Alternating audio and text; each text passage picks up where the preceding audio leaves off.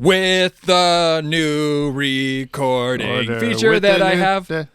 Boop, beep, bop, boop, boop. Oh, yeah. Sorry, I should never sing along to that because it throws you off. I know when the delay hits because you just stop singing. Oh, fuck. My brain can't do it.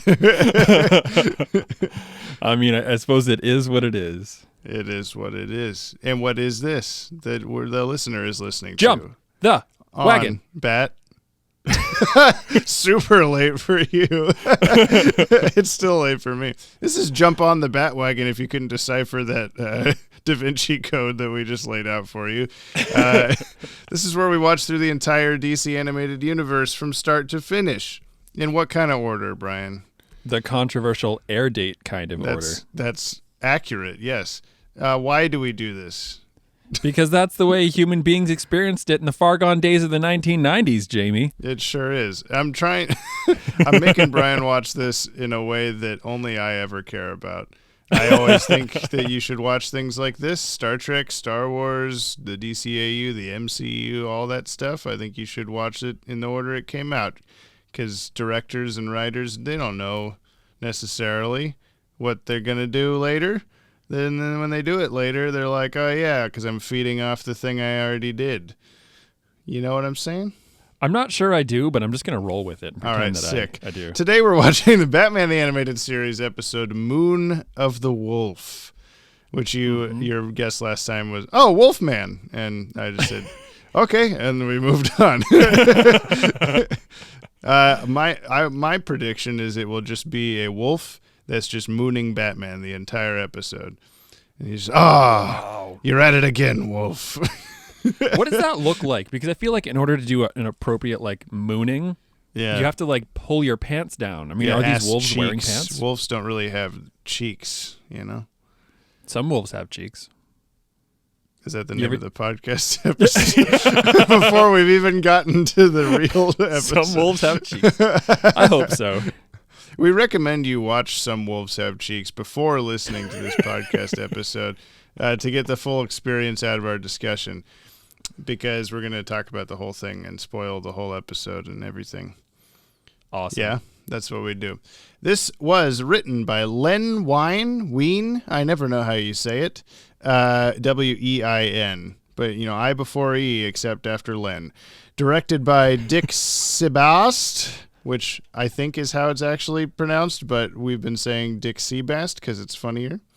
I don't know if you've known this or not.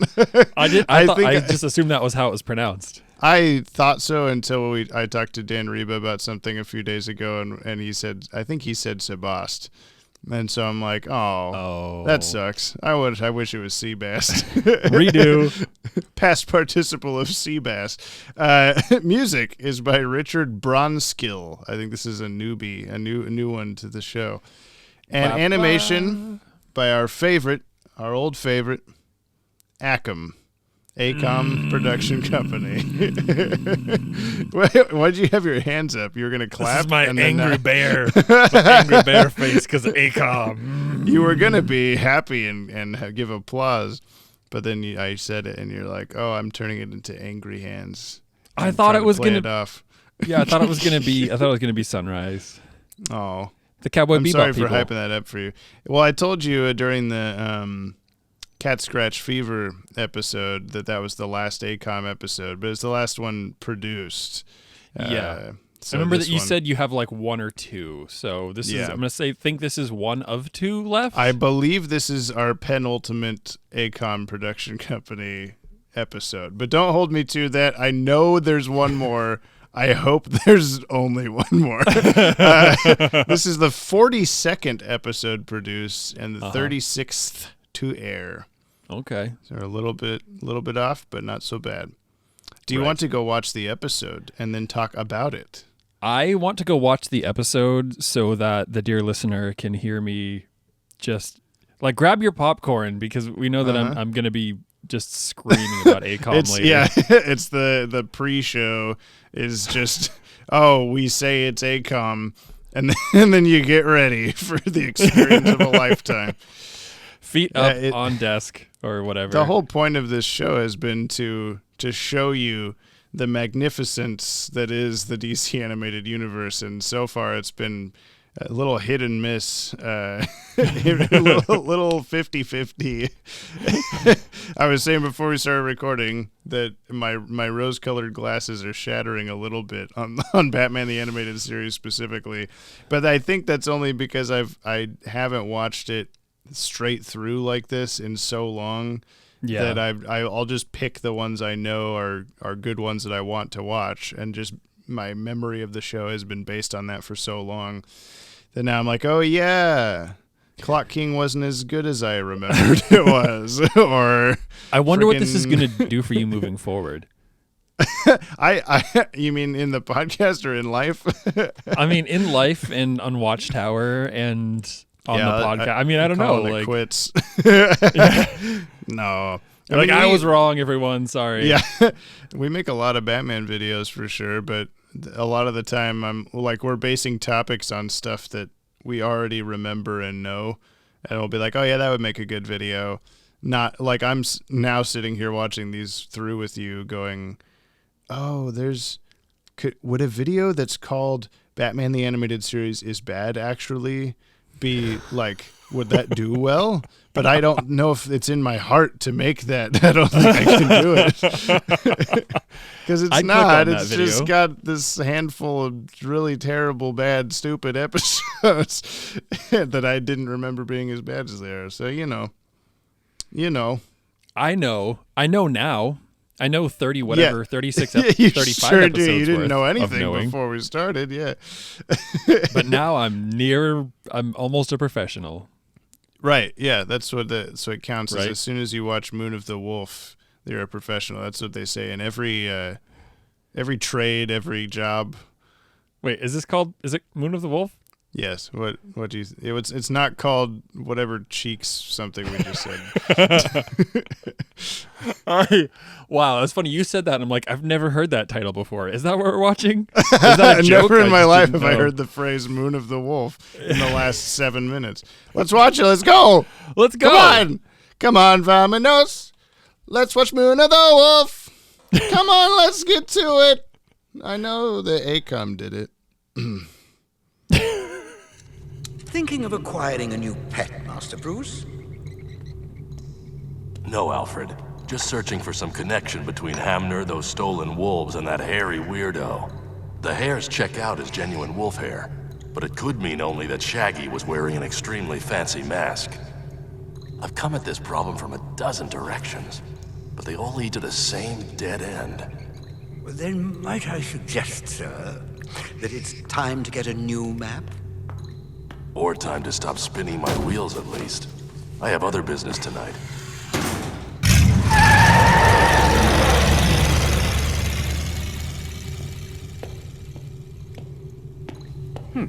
You're welcome.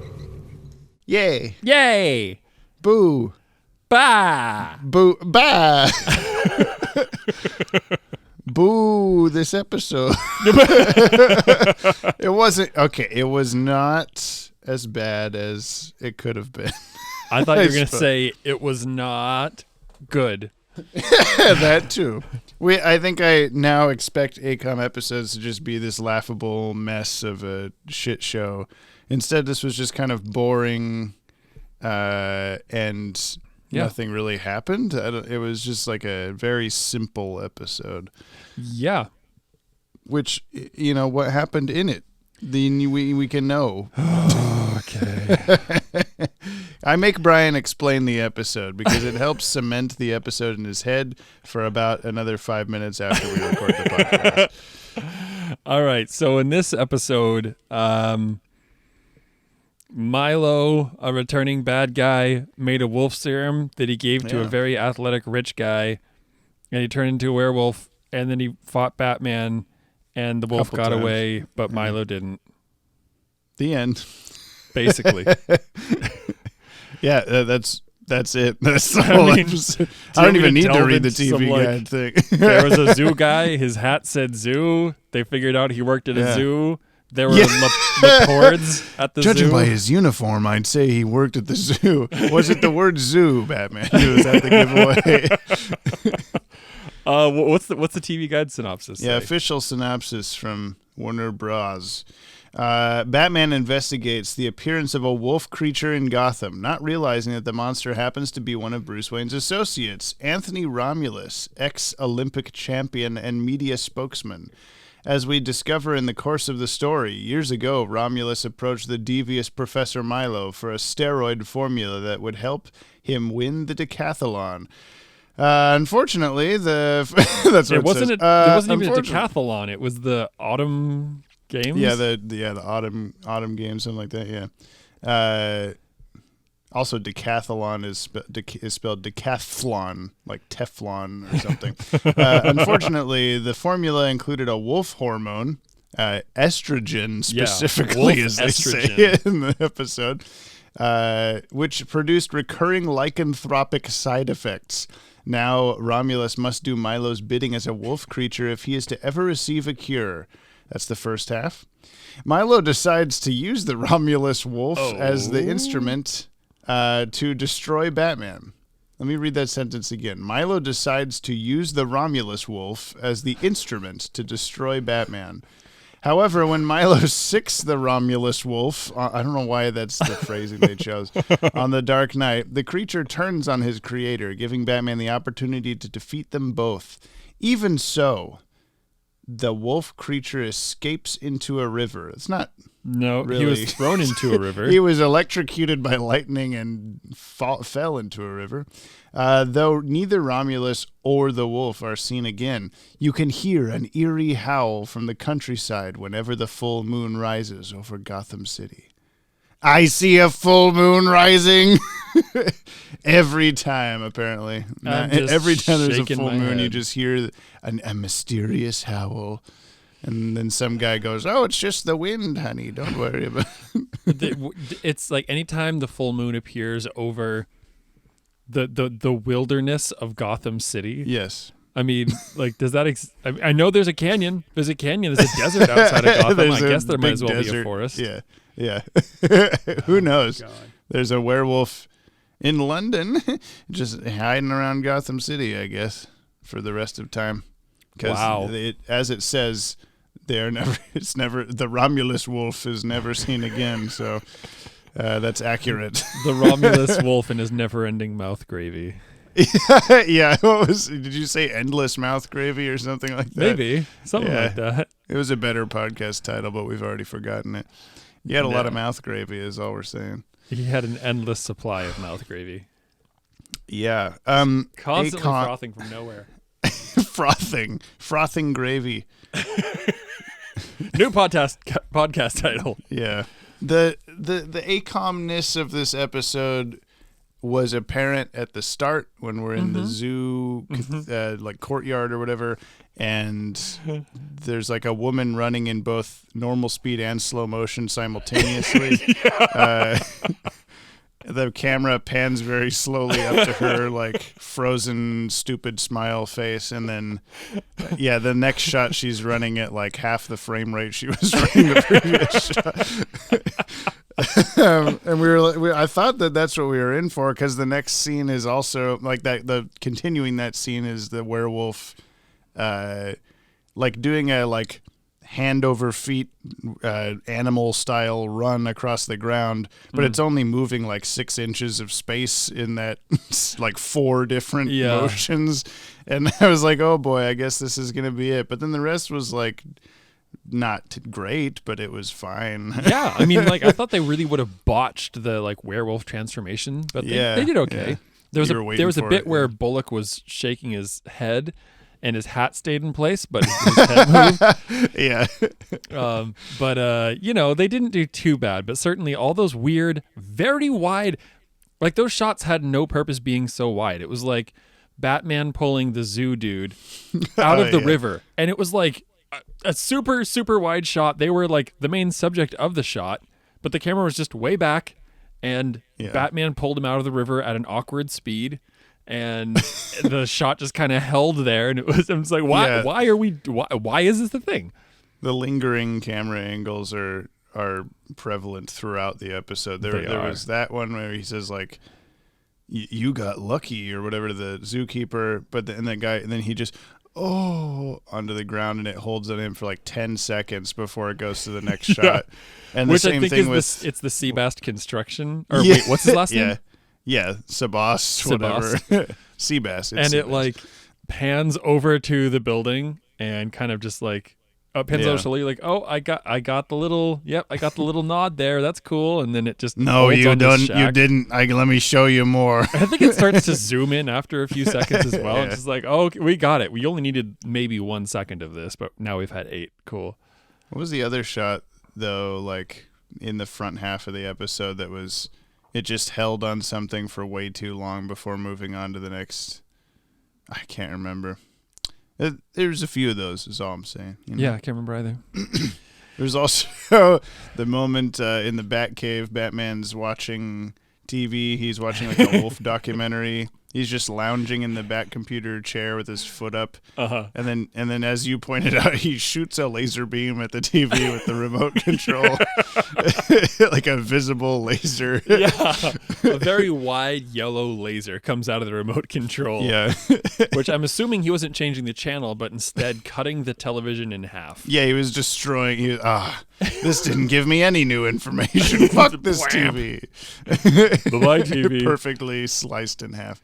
And Alfred's working on the Batmobile in the background, and like he's like sweating. He's got his jacket off. He's got a towel over his shoulder. He has a screwdriver in his mouth. And then Batman drives off without thanking him, and I just like instinctively said like, "You're welcome, sir," or something. And then he walks on screen and goes, "You're welcome," and I freaked the fuck out because I that's not a line that I know because I never watched this episode. But you know, well, now you know, and so does the stuck, listener, and those who watched the episode. Yes, which is everyone listening to this, of course, of course, as we know. Yeah, we know. I think I'm for the first time ever talking into the correct part of the microphone. Like I've angled it perfectly somehow. Oh, okay. Either that or I don't know what's going on, but somehow I'm hearing my voice much clearer than I've ever heard it while we're recording. And I'm like, what is this magic? Is it because I got a new audio interface and your audio is just jealous? Yeah, Brian's new audio interface is affecting my microphone. That makes sense, yeah. It could be. You could plug in. Come on, buddy. Come plug in. I would if I was there. I'm not.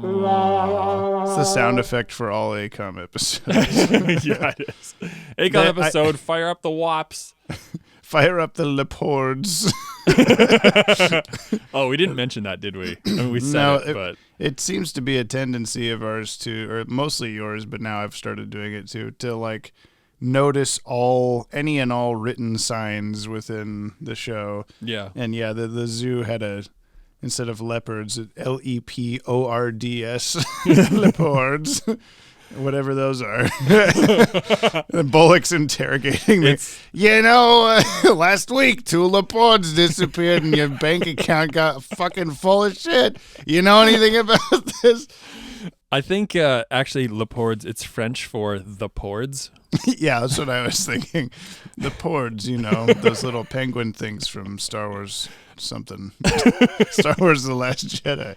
I know that's not what they're called. Leave me alone. You haven't even seen that movie. Leave you alone. Okay. Yeah, right? I know. All right. Why? Gosh. Ugh.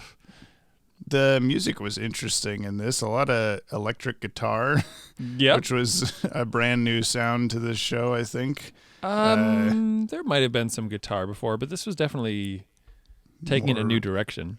Yeah, more in your face with it. It was like the werewolf theme or something was very like heavy metal kind of sounding, and like the movie heavy metal. and I wish this episode was more like heavy metal, is all I'm saying.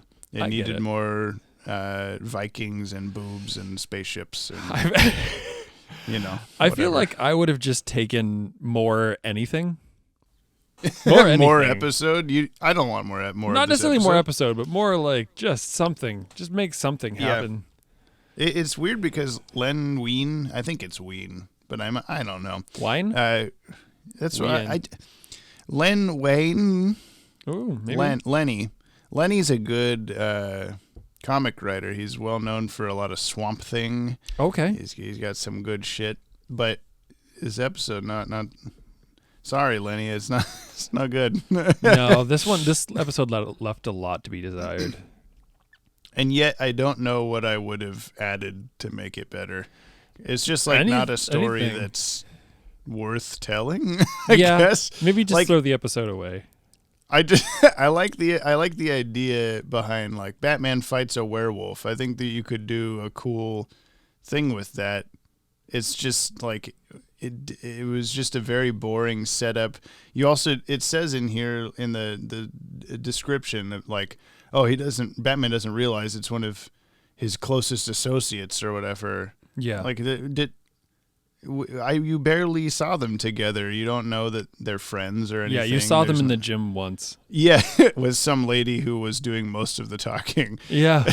Not some lady, the character, but just some lady. Some lady. Yeah, some lady. We should also talk about how Batman gets captured by Milo because he goes to this dude's, what the rich dude's name is? I can't even be bothered Romulus, to remember. Anthony Romulus. He goes to Romulus's house because Romulus has promised him like $2.5 million for some reason. And Batman shows up. Yeah, Homeboy locks the windows and Batman gets gassed, but he's just sitting there breathing it. Yeah. Yeah, there's no explanation why he can survive it. It's not like this gas is mixed with wolf estrogen or whatever, so I'm immune. Right. It's just Batman is suddenly sweaty. Oh, he's passed out. He didn't get his gas mask on at the right time. But also Milo walks in and he's fine. Yeah. Why did Batman show up at all though? Did I miss a moment where he talked about I better go to this thing because it could be a bad thing I got to investigate? Or did he just show up because he was invited? It sounded like he was invited and he was going to use the $2 million maybe for something. They don't really, I don't feel like they mentioned why. Yeah. I felt like up until the flashback showing this is how he became the werewolf. Yeah. I was actually sort of confused how we got to where we are, and I was thinking, did I miss something, and we'll get to the discussion part and I'll not know how to talk about what happened because I don't know what happened. Basically. And then they spend a good 10 minutes of the episode being and the exposition, here it is. Yeah. Here's what happened. Okay. I know, I'm kind of upset with this episode, to be honest. Yeah, it's floating in a nebulous spot for me between I'm angry at it in a Sewer King style and I'm just so it was just so nothing. I'm at a loss for what to discuss with it level, and it's in between those. It's it's like a new emotion for me. It's a new feeling with this podcast. At least I don't know what I've been thinking about this with the amount of people that listen to the podcast is if you're coming at this for the first time. Yeah, they got 36 episodes already. You're probably, if you've watched Batman the Animated Series before, which I assume is the draw for this podcast. I'd assume. Is you are going to probably go check out an episode that we discussed that's maybe you'll go to Almost Got Him or Feet of Clay or Heart of Ice or something that you're I love that episode. Let's listen to what they had to say about it. Mm-hmm. No one's going to start listening and go right for Moon of the Wolf or Cat Scratch Fever or The Underdwellers or whatever. Probably not. So, I mean, if you're listening and you did that, then cool. Let us know. Yeah, please tell. I need to know the demographics. I want to, you know what? Speaking of us not knowing what to talk about so much with this episode, I wonder what Dylan Pollock's gonna say. He's gonna be hey, this is an episode nothing. and we don't stuff happened, I guess. Dylan, we need your help on this one. Come on, buddy. Yeah, you got to give us. I want your question this time. We could talk about the cast. Let's talk about the cast. It'll get us on some topics. We got Kevin Conroy as Batman. Yeah. Bob Hastings as Commissioner Gordon. Of course. Robert Costanzo as Detective Bullock.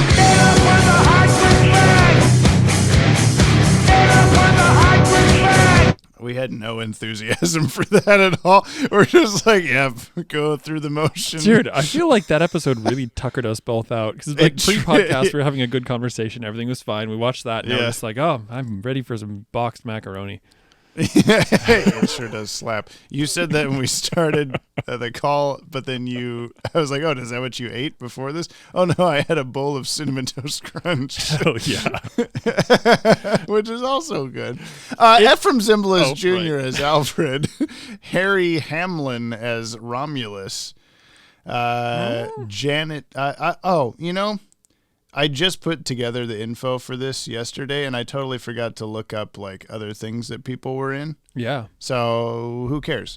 Janet May as Andrea. I think that's the lady, some lady. Peter Scolari as Hamner. Frank Welker as Werewolf Effects. And Treat Williams as Milo, same guy that voiced him in Cat Scratch Fever.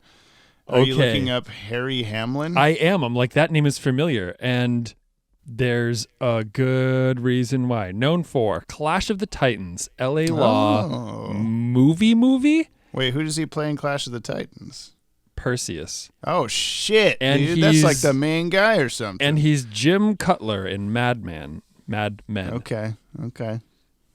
What about Janet May as Andrea, whatever? Andrea. That's a reference you don't understand. Janet May, actress, Crossroads. Okay. Known for Crossroads, Richard III, The Really, Really Neat Life of Trevor, and Boiling Point. Okay, those are things I assume exist. She was in a movie with Britney Spears in 2002. Come on. Oh, cool. Ouroboros, The Really, Really Neat Life 10 years after Moon of the Wolf, she finally got her big break. This episode, Trivs, it's time for Trivs, okay? Give me the some episode Trivs. is based on the comic story Moon of the Wolf, Batman number 255, April 1974, also written by Len Wein. Was it better that way? I hope so. Also, Anthony Romulus was loosely based off that story's character, Anthony Lupus. Both just werewolf guy names. Yeah. Moon-related names or whatever. Like, I guess you're going to be a werewolf. The end. During the fight, when Batman says, "Guess not," which I don't know when he said that.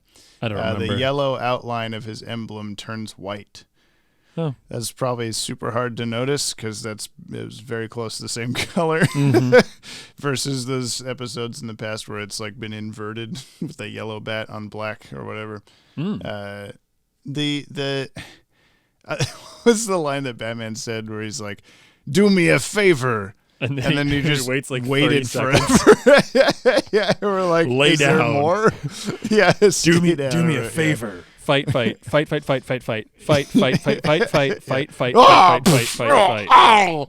down. Yeah.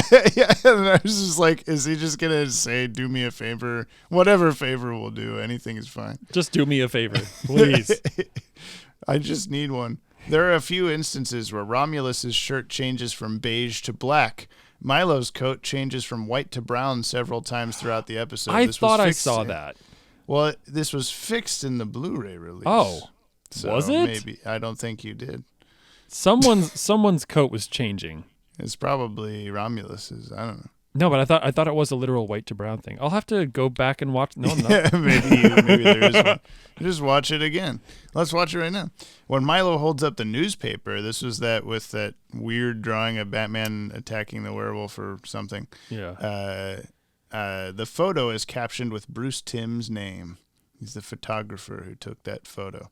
Damn. Which from previous cool. episodes, we know he lives in the same apartment building as Grey Ghost or something like that. His name was on like a mailbox somewhere. There was something else. I don't remember where. Should try to follow there's a Watchtower video, follow the exploits of the fictional Bruce Timm within this world. I mean, it'd be cool to do a video too, just Occupation. about people like Seabass. Yeah, Seabass Construction. Yeah, and just be like, oh, well, where's that? Is that a real company? Is that a fake? Yeah. Anyway, What was it? A Micromit? Micromit. It was the only legible advertisement during the montage of him doing sports, and it was Micromit, the tiniest mitt, or whatever. Yeah, the smallest mitt you've ever seen. The name of Romulus and Milo's hideout, Seabass Construction. We saw this. Dr. Milo tells Romulus he has lycanthropy, as in werewolf. Though there is an ancient myth that those with lycanthropy, whatever, Dixibas, shapeshift into werewolves, the actual disease lycanthropy is a psychological disorder in which a person has delusions of becoming a wolf. Oh, wow. So maybe this wasn't even... This is like a Fight Club kind of thing. It was just all in his mind. Yeah, he was never a werewolf. Batman did fight a guy in a werewolf mask from his perspective. Yes. He just... That would be a way more interesting episode, actually. Yeah, what? There's the way to fix this episode. Yeah. The guy Someone write thinks he's that. transforming into a werewolf, but he's not. Yeah. That reminds me of the... it's when Romulus is like, give me that shit, let me drink the estrogen, and he downs it, and then there's just months and months and months of him winning shit in the thing, and then when he's starting to get kind of pissed about it, Milo psychically activates the werewolfism or something because he just suddenly turns into a werewolf. Oh, how did this not happen already? Yeah, that's a really pretty substantial oversight. Yeah, they needed the dramatic moment for him to turn into a werewolf, but it could have been at any time. It should have been at any time prior to Maybe that. the Autumn Games /Decathlon was one day. It was probably a full moon. He hadn't been in a full moon yet. Because those only happen in the autumn, as we know. The werewolf's name is Romulus. This is based off the mythological story of Remus and his brother Romulus, who were raised by wolves before founding Rome. Yep. Cool. Those are also planets in Star Trek. Wow. And in real life, because Star Trek is real life. The werewolf does return in Batman Adventures number 21, titled House of Dorian. Do you remember Emil Dorian from the Tigress episode? Do. Because I was making Dorian Gray jokes about him the whole time. Yes. The werewolf teams up with Tigress against Dr. Emil Dorian, who has control of Kirk Langstrom, the Man-Bat. So now wait a minute. Does he not actually come back? Is that a Not spoiler? in the show, no. That's his. To my knowledge, that's his only further appearance. Is this one comic that also has Tigress and Man-Bat in it? So they literally just make this rich dude into a werewolf, and then he's just forever lurking in the forests surrounding Gotham. Yeah. The end. And also, I like that with that in mind, the lady selling his house is like, he just disappeared one day and nobody knows where he went. So do you want his house? I know. It's amazing to think that somebody with someone who will unblinkingly write a 2.5 or whatever $1 million check doesn't have a next of kin or a will set up to look over their assets. No. He just left, and well, I guess that's the story. Yeah. And now you know the rest of the story. He was a werewolf. All right. And then he was gone. All right, kids, just so you know, when rich people disappear, people can just sell their stuff. That's fact. We learned it in Batman. When rich people disappear, all you got to do is wait for the next full moon, and then you'll know. Then you'll know for sure. You'll hear just the wind. They got killed. Yeah. Bullock just says that so nonchalantly. So I'll just wait for the next full moon. Then I'll just he just witnessed a real life werewolf, or maybe he didn't. Maybe it's the Fight Club thing. He witnessed a real life werewolf, and he just walks away casually, well, just wait for a moon. He'll come back. Bullock's been through some shit. I guess so. Yeah. Also, I like that his general character has been to just be like to just be anti-Batman, like, oh, get this guy out of here. Yeah. I hate him.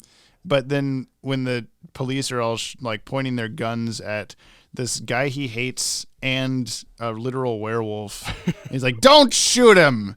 Let Batman do it for some reason. Like, maybe he was hoping the werewolf would kill Batman, but then they'd still have to shoot the werewolf. Well, they could at that point in time, right? They could both times, because they don't care about Batman. Yeah, I don't know. Okay. This is why his Bullock like stopped them. Don't shoot Batman. I want to see him get the shit beat out of him a little bit longer. It does me good. Well, one would be their fault, I suppose. Yeah. I just. Well, good podcast, man. Know. Let's it's been wrap a good it up. podcast. Bye. We sure could, Sometimes these things go a little bit long, and I don't need to be editing any longer than I have to, right? Yeah, right. We could do some mail. Oh wait, no, we got a lot of this other stuff we're supposed to do first. Batman's usefulness. Fucking 0. He stopped the werewolf. No, wait, lightning stopped the werewolf. Yeah, 0 out of 10 fucking Gravy mouse. lycanthropic werewolves from the moon out of 10. The end. 0 out of 10 gravy saliva. Gravy mouth. Gravy mouths, yeah. 0 out of 10. The only antidotes breaking on the floor before the cabin disintegrates into confetti. Yeah, he like, oh, fuck, I'm so mad now. I punched the wall and the entire building collapsed immediately in 2 seconds.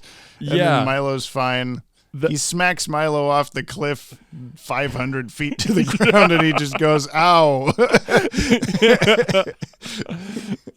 0 out of 10 smacking Milo off a 500-foot cliff and he falls all the way to the ground and says, ow.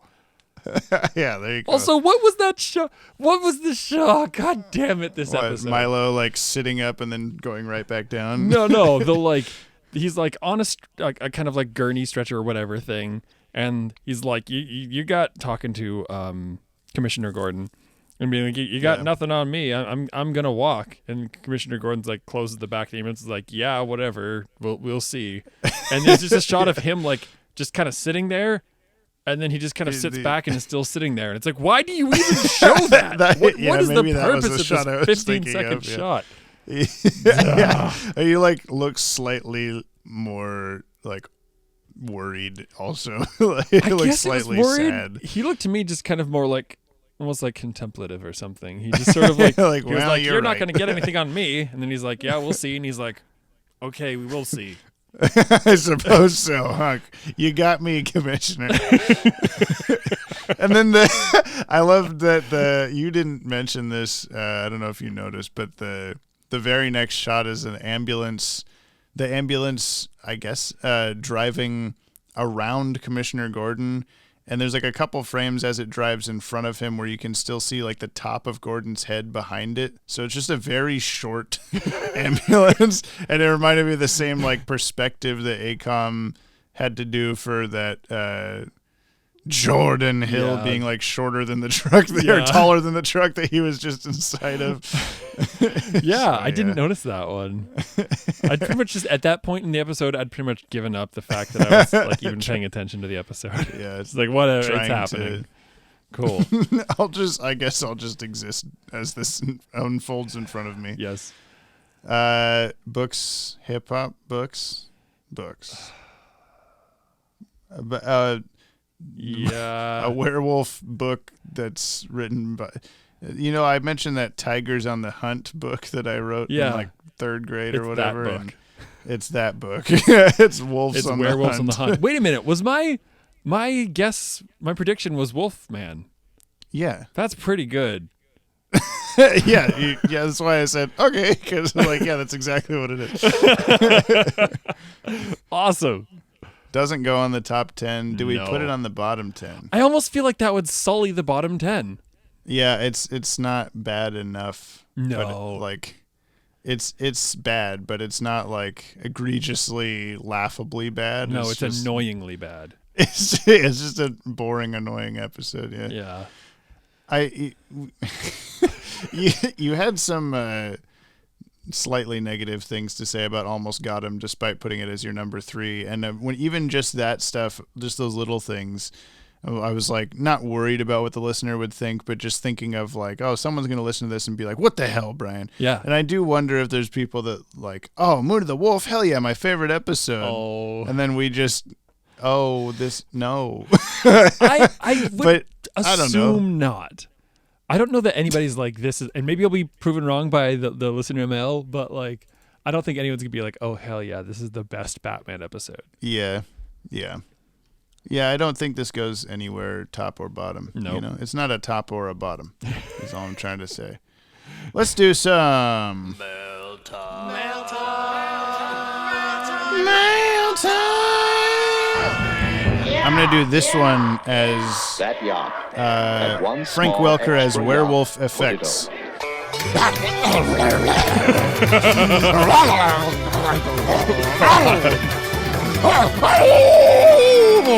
I had to practice that for my wolf erotica that I did voice. Man, that was good.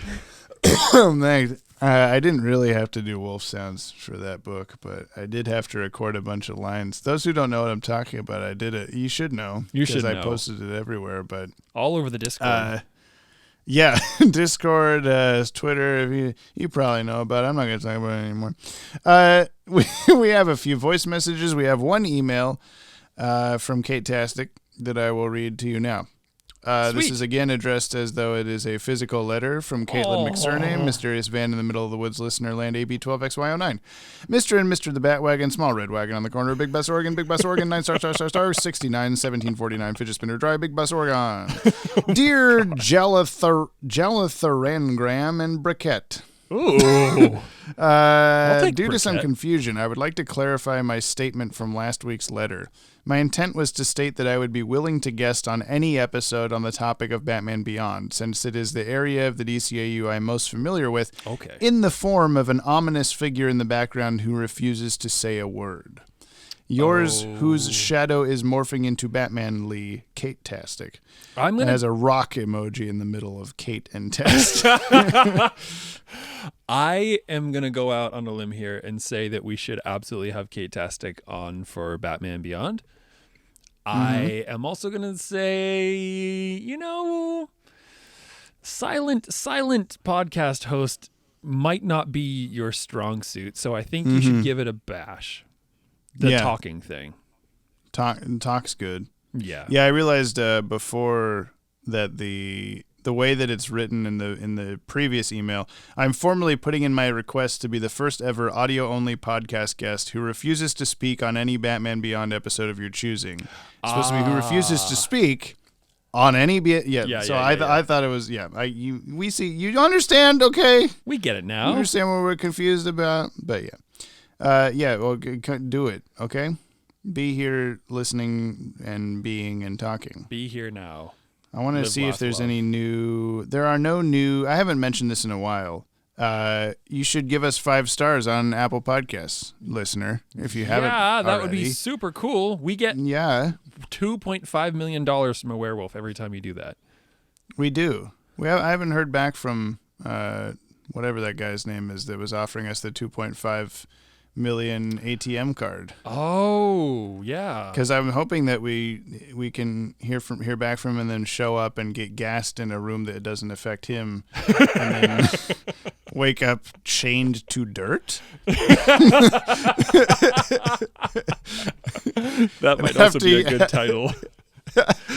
Have to use a coincidental bobby pin with our teeth to open the thing. Oh god. Anyway, continue on. Okay. We have some voice messages on the Anchor website. Oh my god, does this mean that I don't have to mute? Maybe I do. Oh, anyway. Maybe. We'll find out. This first one is from Dylan Pollock. Thoughts of the week from Snarling Wolfman. Here they are. It's time for the Thoughts of the Week from Dylan Pollock on Moon of the Wolf, or Drugs Are Bad, okay? And boy, I don't have any thoughts, much like this episode, Boom Roasted. I was confused by him calling the werewolf Harry. Is that as in covered in hair, or alluding to the actor Harry Hamlin? Also, I want to judge Batman for assuming it's a werewolf mask at first, but he did just use masks to become Killer Croc and Yotzik, whatever his name is. Yeah. So I guess it could be an impressive mask. Still, it sounded dumb. Nice to see Harvey Bullock do some real police work and catch somebody. Yep. And hey, it's Milo, more evil than ever. Lastly, man, that unibrow is distracting. I'm sure it was addressed by you guys, but my God, it haunts me. It's all I've thought about for days. And of course, I have to send a second message now for James's favorite part. Yeah, I didn't. We didn't mention the unibrow, No, but it we was didn't. on my mind during the episode. Yeah, it's pretty. Oh boy, It's pretty there. It looks more like some experimental font than it does an eyebrow.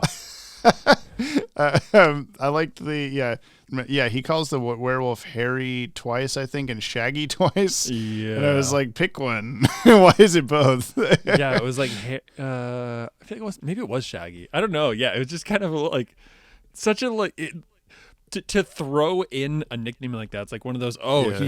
he's a superhero and he's kind of like he's got their I'm numbers. so much tougher than this guy, but not really. I know, it's just a weird.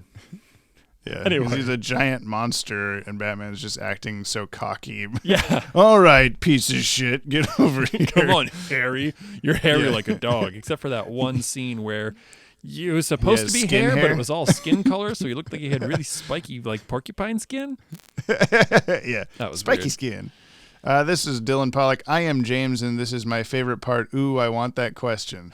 Oh, no, you made me say a thing. All right, time for the question of the week. James, I know it's your favorite part. It's coming. Just wait 1 second. So, how much worse would your life be if you had a unibrow? Okay, real question. What movie monster would you want to see Batman face besides the Wolfman? Frankenstein, Dracula, the Mummy, Creature from the Black Lagoon, a unibrow? Whatever you guys want. You tell me.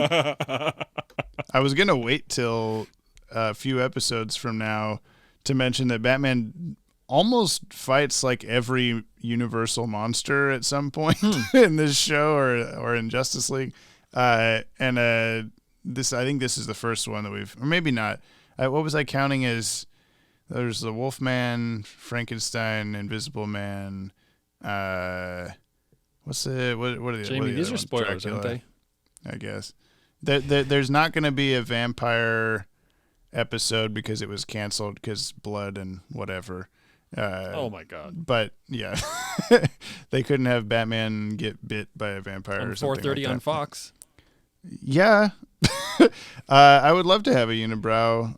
Occasionally, I shave the center between my between my eyebrows because there's little hairs start growing there, and I'm like, no, not today. You know what? I could only be so fortunate. I have these eyebrows that just kind of exist in the middle, disappear. and they kind of Yeah. just disappear. I'm always jealous. I've got these giant caterpillars on top of my You head. got good eyebrows. You get very expressive eyebrows, and I just feel like when I was doing my musical theater days, I think my proudest I was ever was when I was Willy Wonka, and I just had these very KK Slider from Animal Crossing eyebrows, and just this is the man I need to be. But instead of an eyebrowless I wish freak. this was all the time. Yeah. I'd like to see Batman fight a swamp monster, like what's it called? The creature from the Black Lagoon. I think Dylan already said it. The fish man. That'd be a good adversary because he'd be like, "Hey, fishy." Batman versus Manfish. Man-fish, yeah, man-fish. I'd like to see Batman legitimately fight Freddy Krueger. I think he'd suck. I think he'd be so bad. It would be pretty entertaining, yeah. Or actually entertaining. Okay. I'm gonna revert that one, or maybe it's bonus one. The bad guy from Slumber Party Massacre 2. What's the song? Let's Buzz. Oh no.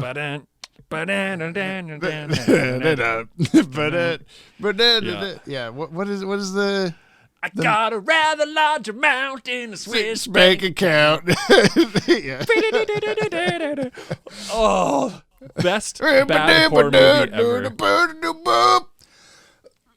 Yeah, I played that on trombone for you. You did. You I just and don't remember Julia in a and leather Jessica jacket, yeah. came down to our Yeah. land warming party when we were like way off the grid, and we had a talent show, and y'all showed up in like leather jackets and horns and played that song, and I think I was screaming most of the time. I was so happy. It's one of my proudest moments for sure. We have one final voice message from Jordan Blumen. Welcome back, Answering the question, says Jordan Blumen. Not this question that just happened, I guess. Hello, Brian and James. Whoa. Hang on. Sorry, I had something stuck in my throat there. Mark First Hamill. order of business, responding to Dylan Pollock's question of the week. By the way, Bruce and the Jazz Man, you got to get on Dylan Pollock. I beat you to the punch. I'm having him on my podcast before you're having him on yours. Oh, my God. You got to keep up. Anyway, Congrats. Dylan, I believe the question was, which villain would we like to see at that table playing cards with the rest of the colorful criminals in Almost Got 'Em? I would want Mr. Freeze there, and I would want him there being generally annoyed with the obnoxious antics of the other criminals. He's just there to unwind, and he doesn't want any of their drama. All right, I'll do a part 2 if I think of anything else relevant to say. See ya! And he did not. Also, I'd like to challenge your notion. We've had Dylan on like almost every single episode. Uh-huh. In some Yeah. fashion or another. Not as we've an official mentioned host, I Dylan's suppose. name. No. I just scrolled up and there totally is a second one, so I'm going to play it now. Play it. Well, would you look at that? I did find something interesting to say over 24 hours later. Welcome to Jordan's Musical Minute. The soundtrack for this episode is particularly interesting to me because the leitmotif of the Wolfman uses a lot of electric guitar, which I'm not used to hearing in Batman the Animated Series. It's a bit more expected to hear electric guitar later in the DCAU, but here it does not fit the tone of the rest of the series, and it gave this whole episode a very off-kilter vibe to me. Yeah. Also, the melody of that leitmotif for the Wolfman uses a diminished third interval there to sound just vaguely unsettling. If you slow down that melody, you actually get a spooky melody that John Williams used in the early Harry Potter movies.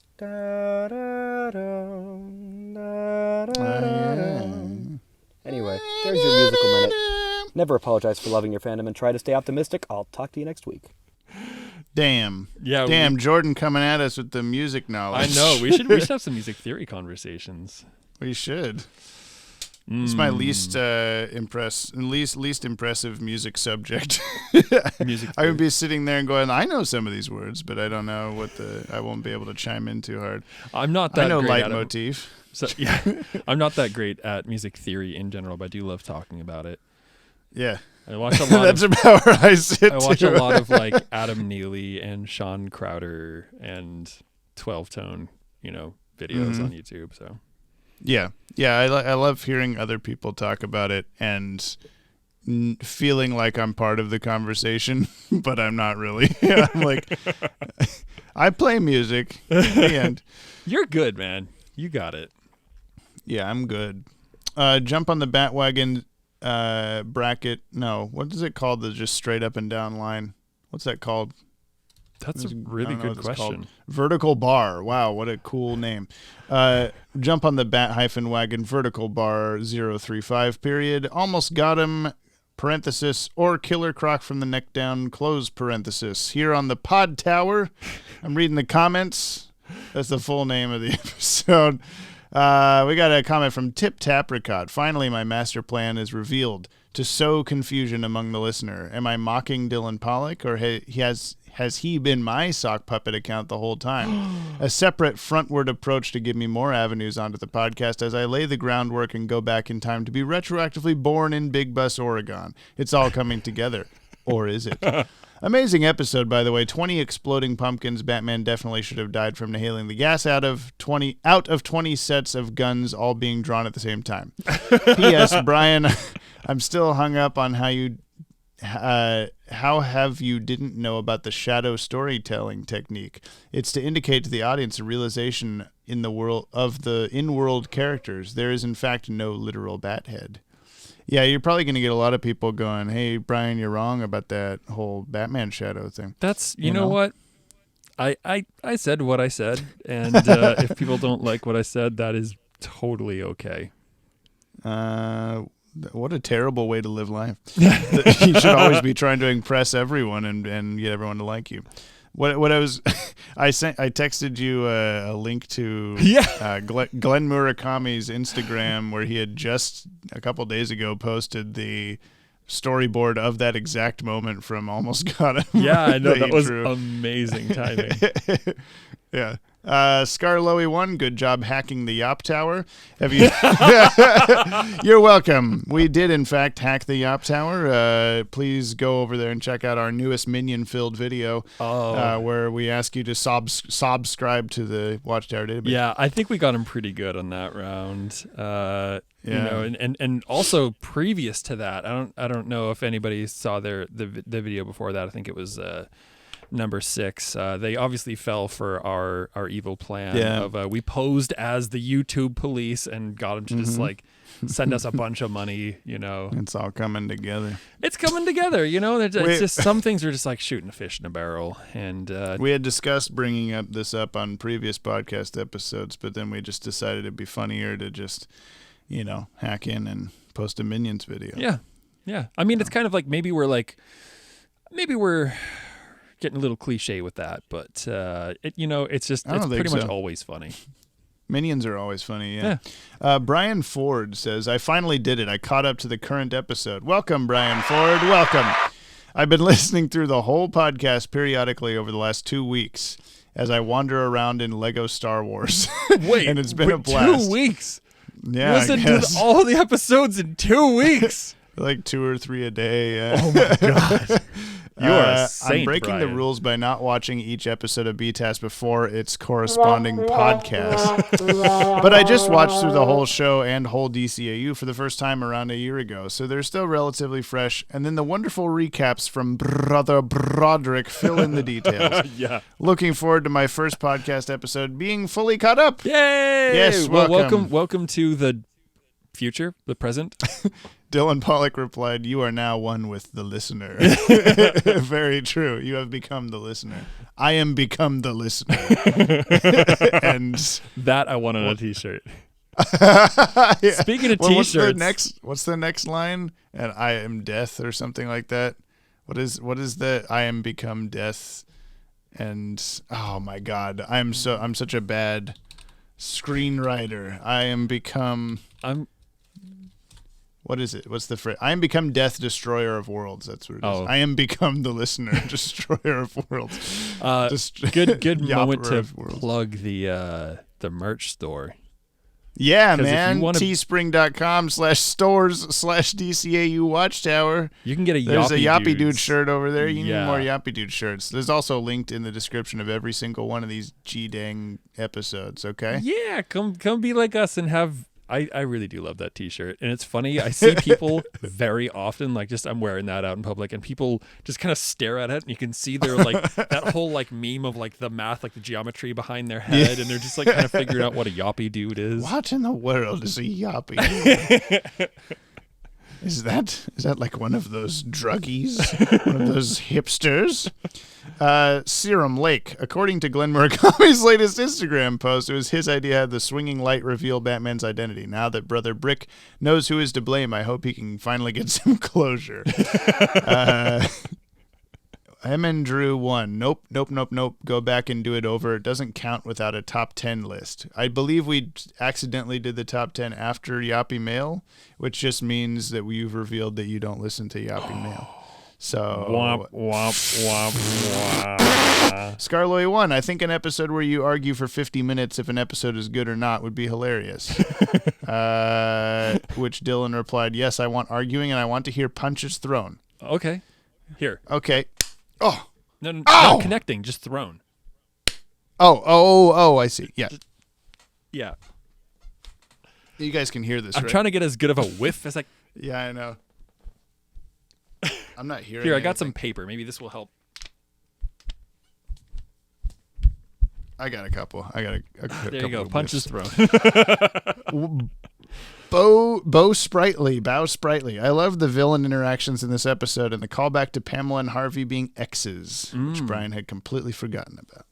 Sidney Abramson says, "Holy shit, a Frisky Dingo reference. I love Brick Brock." What? Wait, who is this? Sydney what? Sidney Abramson. Sydney Abramson. Sydney. I did look it up, and I'm familiar with the visual, but I don't think I ever watched the show. I have it. Do you want to watch it? I figured it was on around the same time as Harvey Birdman and stuff. So. The biggest sticker, you've probably seen it, the biggest sticker on my turntable is a big F, and it says Frisky Dingo underneath. Oh, okay. I love Frisky I may Dingo. have seen it, but I'm terribly unaware of my surroundings, as you know. If you like Archer, you should watch Frisky Dingo, because there's actually, Archer has callbacks in it.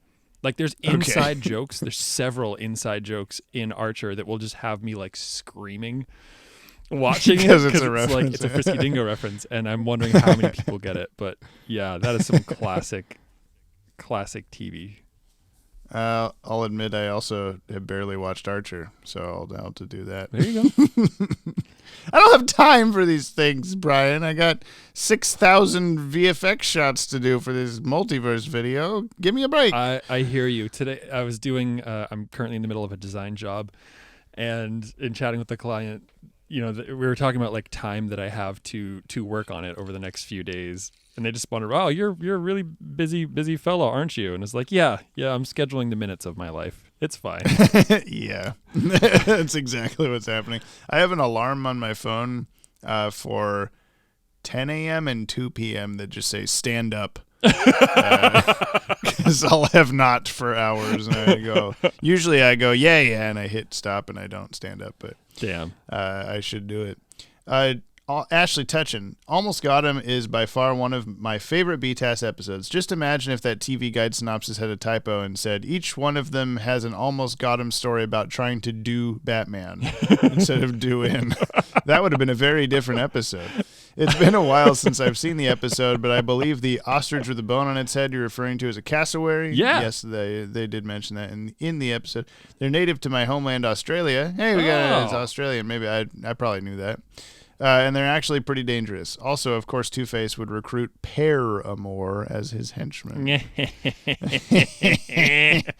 Oh, and I think it's art. It doesn't need to make sense. Fuck you, Brian. Should be the new tagline for the podcast. Yeah, I'll take it. I can't wait for next week's episode, which is nothing but a werewolf mooning Batman for 22 minutes. That's basically what I said. Instead of a normal wolf. I don't think we got any of that in the episode, which I'm very upset about. No mooning, yeah. They did have a weird, like, backflip thing on the bridge fight at the start that his head just kind of... It's bad animation. I don't know if you knew that the episode was poorly animated. Oh, I missed Jarlid 97, maybe my favorite episode of the show. I remember seeing the "I threw a rock at him" clip on YouTube years ago as my first exposure to BTAS. I just love his delivery of that line. I'll also mention that Nick Sorensen, who's one of our Patreon supporters, hi Nick, if you're listening, made a compilation video using the "I threw a rock at him," but it's just other shows like Dragon Ball Z and Pokemon and Simpsons. I can't remember. There's a bunch of stuff in there. Just shots of people throwing rocks, and the dialogue is replaced with that. That's awesome. So, it's good stuff. It was funny. Scotty Cameron, this episode is definitely peak DCAU. Nothing beats Batman dropping a giant penny on Two-Face's goons. I kind of wish the Penny Plunderer had made it into Two-Face's story as an accomplice. Initially in the comics, the Penny Plunderer was the villain that tried to kill Batman with the giant penny before being retconned to Two-Face, and the Penny Plunderer was reduced to a Two-Face henchman. Moon of the Wolf is going to be a great torture Brian Broderick-Lee's episode because it's ACOM. It's also based on a comic like Cape and Cowl Conspiracy was. The Moon of the Wolf comic was written by Len Wein, who was the creator of Wolverine and Lucius Fox. Well, shoot. If we're going to have listener guests on, I'm considering the Superman the Animated Series episode Little Big Head Man, or New Batman Adventures episode Joker's Millions. I'll make up my mind when we get closer to the episodes. Okay. We need to make a list. Yeah, let me know. Or have people like officially like. I have a list. Oh, do you? I have a list. Of course you do. Which of course I should add to right now that Kate Tastic actually meant any Batman Beyond episode whatsoever. Every Batman Beyond episode whatsoever? Every Batman Beyond episode. Okay, and then we got Scotty Cameron requesting either Little Big Head Man, or Joker's Millions. Nice. All right. All of these are so far away. What else? Who's next? Okay. Let me make sure I pronounce this name right, okay? It is Karim Massman. Karim Massman. I said like Kareem Mosman or something before. Oh. And they've left multiple comments now telling me how to pronounce it, and I skipped over it last time on accident. I'm not doing that this time, okay? Karim Massman. Good job. Got it? Yeah. Moon of the Wolf is just mediocre. I don't remember hating it, but I just remember the premise, which isn't a very good sign. I think while announcing the animation, all that there was the premise. Yeah. Batman fights a werewolf. That was the episode. I think while announcing the animation studio, you should say what episodes they did before, because when you don't do that, only Sunrise or ACOM gets a reaction out of Brian. Instead of TMS, you could say Feet of Clay Part 2 guys, or instead of Spectrum, you could say Heart of Ice and Beware the Grey Ghost guys, etc. That's a you good could do point. a similar thing for writers, too. Michael Reeves will be I Am the Knight and Feet of Clay guy, or Randy Rogel will be Two-Face guy, etc. Yeah, I've considered that. It's a little bit more... That's a bit more homework for Jamie. Yeah, it's a little more work for me to put that, hoping that just Brian either remembers this person's name. Oh, I've heard that name before, or whatever. But it is also probably a thing for the listener to be reminded of who did the thing. Oh, they wrote the same thing. Interesting stuff. So yeah, I'll see if I can figure out a good way to not make that too much extra work. Let's see. Kevin Ranke. Brian is centuries old. Cool. True. Very true. I'm not going to read the second half of that comic. It's a slight spoiler. Okay. And Aussie Dragoon had replied, Bryden still gets royalties for inventing papyrus. The font. Oh, Newman God. Studios. Hi, it's me, Jordan Blumen, and I'd like to claim anything as a guest episode. No, you have to say an episode. I can't just put anything. You have to pick one. Lano Lacola. Now want James or Brother Broderick to say it was a big yop as a sign off for the end of the podcast. And with how much disdain you guys are feeling for the Penguin, I wonder where he'd rank in a list of the top 10 villains of BTAS and the whole DCAU. It also makes me wonder if your opinion of him may change when you reach a certain episode featuring him. James knows the one, hopefully. Maybe I do, maybe I don't. Okay. It was a big I was thinking about we should make a top 10 like villains list when we're done with each show or something like that. I don't know. Yeah, maybe. Ivan Thomas. Hey, Watchtower Database crew. I'm a relatively new watcher, and I have to say I love each video. Thank you. I couldn't wait to binge listen your entire podcast once I heard you had one. Almost Got Him in my opinion, is the best episode of BTAS. It's like a reward for getting to know each of Batman's beloved villains, since there's no background given in the episode, and the twist at the end will never stop putting a smile on my face. Dylan had said this podcast yops, and Ivan said back, very yoppy indeed. So welcome to the fold. Welcome to being a listener, Ivan Thomas. Matthew Volmer, I threw a rock at him. Me too. Aussie Dragoon, I have to say, with Moon of the Wolf here now, looking at the previous episodes, I forgot how many anthropomorphic animals Brucey Boy fought in his early days, especially if we count Croc, Romulus, Tigress, Man-Bear Bat, if Brando's favorite episode fame, Killer Croc, and Boss Biggest, who I assume is some kind of hippopotamus man. Prove me wrong. I kind of want them all to come back under the watchful leadership of perennial BTAC breakout Yoppie megastar Mr. Redacted. Also, props to Anthony Romulus for proving once again that in Gotham, if your name can be tied back to anything, you must become a supervillain themed after it. Yeah. I hear his brother Remus teaches at some private school in London or something. Like the Mad Hatter or whatever. Did either of you laugh? Oh, well, almost got it. Also, my answer to Dylan's question, Man-Bat, but in full man-fruit bat form the whole time. Joker. So anyone else care to share? Man-Bat. Joker. Manzi, please, there's no need for such language, but I could see that working. Amazing. That hurt me. Oh, I said it. God and then you did. And then the Man-Bat sniffs his cards before shoving the whole hand in his mouth and chewing it like a cow chews cud. Yeah, that would be pretty good. I really don't think any other villain could fit at that table that we've had so far. They're all too tortured, like I said. Wency209, I really a fan of when media shows something from the villain's POV. So this was a unique episode for me. Also, I personally think the villains are on the table and playing cards is very iconic BTAS image. Fun video like always. Thank you. Mm-hmm. Cole Papadakis, I feel like Alfred could have helped Batman make the Killer Croc costume since he sometimes has a background in theater in the comics.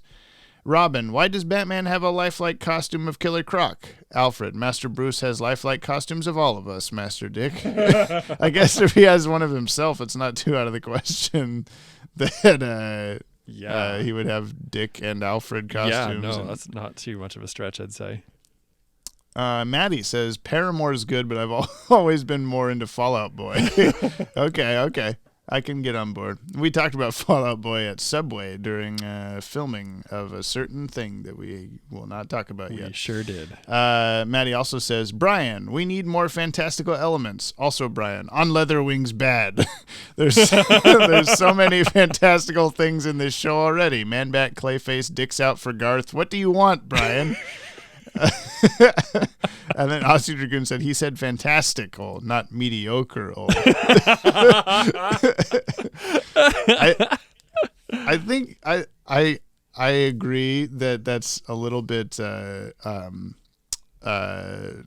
hypocritical on your part, but I think what you mean is like there's logical scientific explanations for those things within this world. Yeah. Versus like the lamp swinging is just art. It's just a weird thing. Yeah. And I see why you have that opinion of it. I see why you're like, oh, we haven't seen stuff like that before, only a couple times that I didn't remember.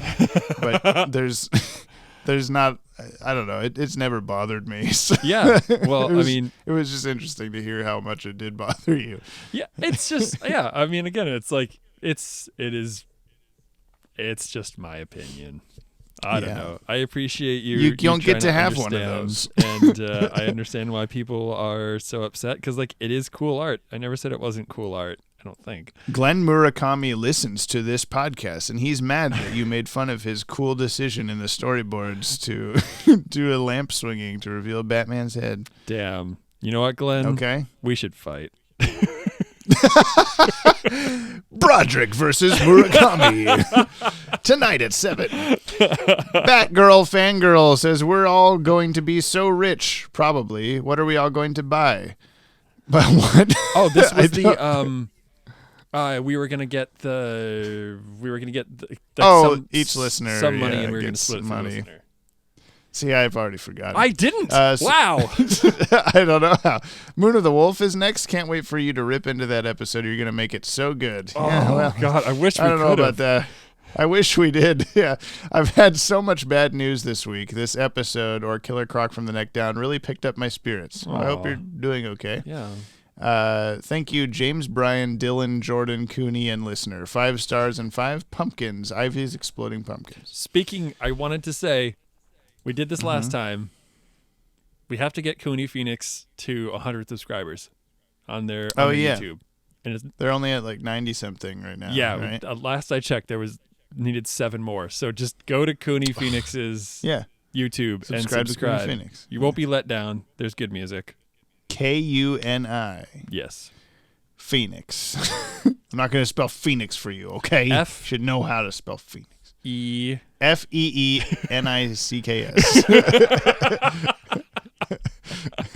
That's not what it is. Nick Sorensen. Oh, you do. I knew you were here. Kudos to Paul Dini for coming up with such a fun concept for an episode. Have a bunch of Batman's rogues sitting together in a bar, telling their own stories of how they almost got the bat. Of course, this episode only cemented its legendary status further for many fans when Killer Croc's incredibly captivating tale of being the master of throwing rocks at him. Granted, it was Batman imitating Croc, but whatever. What more can I say? Another one of this show's very best. All very true. Mm-hmm. Very true. Mm-hmm. Especially that shot of the lamp swinging. I'm going to kill you, Dylan Jamie. Pollock. What? You're going to what? Kill you. Oh, okay. Dylan Pollock. Sorry, Zoom did that cutout audio thing, and Anyway. Dylan Pollock says, Brian, no. Sure, it's not how it works with Croc Batman reveal, but who cares? It's so cool. It sounds like you wanted the Mission Impossible mask reveal type thing where we see the mask pulled away, but it's too stupid to see him actually do it, LOL. Oh my God, am I the Killer Croc of this podcast? No! Also, yeah, I guess you are. Also, I'd like to add that fucking anything several more... What? I'd also like to add that fucking anything several more fucking anythings. What? Let me read this again. Also, I'd like to add that fucking anything, several more fucking anythings. I'd like to add that fucking anything, several more... I don't know how I'm supposed to read that. Try again. I'm just trying to be on all the episodes where I will metaphorically throw a big rock in the James and Brian chemistry. James, Moon of the Wolf. Brian, oh, Wolfman. Me, I guess it's not exactly subtle. Yeah. And last we have Kate Tastic says, First? Yeah. Kate who? That was, Kate Swallows Rock Tastic. Sick. Kate asterisk swallows rock asterisk. My cutesy MSN Messenger live reaction swallows rock smiles. That's a reference to Big Bus Oregon. Anyway, I think that's the fucking podcast episode. Dear God. I'm sorry this one was a little bit low energy, but this episode really took it out of us. Yeah. The next episode we are watching is called Terror in the Sky. Oh God, it's Man-Bat, isn't it? God, yeah. It is. I'm getting good at this, and you should start to be afraid. You're on a streak now of 2 in a row, 100% accuracy. Yeah. Yeah. Okay. Oh, actually, you know What? I'll say that you're 100%. You said it already. You don't have to. You don't have to make any addendums. I'm changing it. No. The more I think of it, I think you're about 50% accuracy. But you'll see why in the next episode. Oh boy, boy, boy! You have this face of like, no, my streak must be maintained. No. I mean, it's not wrong. 50% is still 50% Man right. Bet is in the episode. Yeah. Well, everybody, I guess that's all for this week. Yes. If you want to reach out to us like the fire hand at the end of the Cat in the Claw Part 2, you can email us at podcast@watchtowerdatabase.com. You can also send in a voice message at whatever it is, anchor.fm/Bat-Wagon. I almost said podcast again. I say this so many times. Reach out to us like the fire hand at the end of the Cat in the Claw Part 2. I thought like, oh, someone's going to be like, what's that? I didn't listen to that podcast episode. I better go check the episode and see what the fire hand is that they're talking about. And like, we made that joke after watching that shot one time. Yeah. And I watched it again, and it's like, it's barely a hand shape. It's fire shaped. Oh, is it really? But it's just a fireball with, I think what made it look like a hand is just that it's like a fireball on the end of a thinner fire line. Yeah. So it's like, it looks like an arm with an outstretched hand, sort of. Slightly. Look, I'm just gonna roll with it. I'm just gonna keep going. It's a fire hand, okay? Okay. Yeah, I used to in Pokemon when they do the fire. What is it? Fire blast, I think, attack. It's this like, I think it's like a like Japanese symbol for fire or something like that. It's like a 5-pointed star looking thing that shoots out. Yeah. It's like this, and it's got a line here. Yes. Yeah. I know okay. kanji. So that is what it is. Okay. So because I as a child, as like a 10-year-old, I don't know that, and I remember I wrote a Pokemon versus Digimon script. I'll probably never find that. Sorry, listener, but I do distinctly remember that I had a line where I say like Charizard shot a person-shaped blast of fire out of his mouth or something like that, because that's what it looked like to me. It was just like a prone. What is that? The hands out to the side. T-pose human. I don't just know yoga. being shot at in fire. If you'd like to reach out to us, like the T-pose human shaped fire blast Charizard attack at the end of Cat in the Claw Part 2. Nice, bring it back. Yeah. Thank you. That's it. Okay. Stop listening. Wait. We have a request on how to end this episode. How? We have to say, it was a big yop. It was a big yop. There you go. There I go. All right, bye. Thanks for listening, listener. See, hey, come back next time, please, God. Please. We're just gonna be the Man Bat. It's the return of the Man Bat. Yeah. How do I? Brian's favorite character. Oh yeah. This is shooting to your number one. It's gotta be number already one tell you. forever. Isn't it just to die for? Wait till you see the gym. You'll plot. All right. This place used to belong to Anthony Romulus, didn't it? So why do you want to move? Oh, but he didn't. They say he just left town one day. The house is being sold to pay off his creditors. Any idea what happened to him? No, nobody really knows. Strange, ain't it? Yeah, a guy who's got just about everything. And he gives it all up?